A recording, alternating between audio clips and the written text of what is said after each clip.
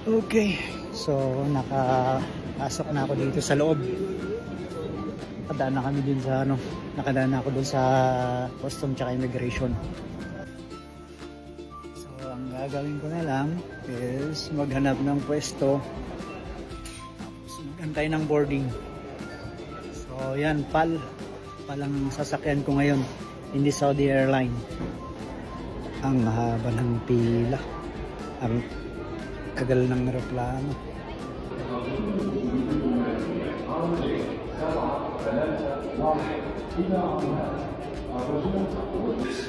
Kanina pa mga yun nakatayo, mga na siguro 30 minutes nakatayo na yun.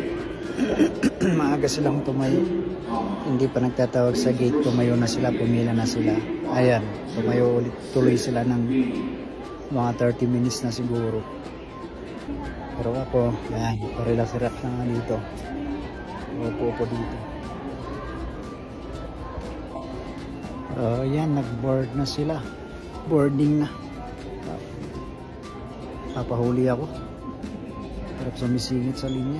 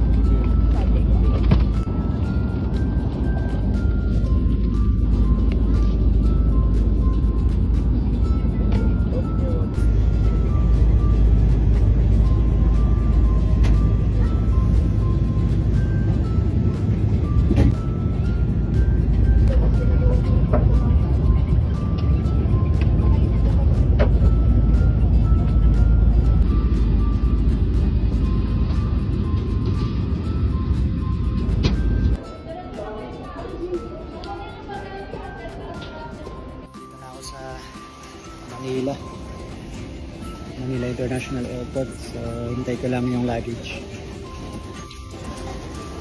Ayan. So sabi nila dito ko daw i-pick up yung luggage ko from Jazan. Pero hindi ko alam kasi sabi sa Jazan, sa Davao ko naman kukuha yung luggage ko.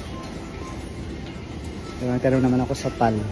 Dito daw kailangan, dito muna sa Manila. Okay, so nakalabas na ako dito sa Naiya.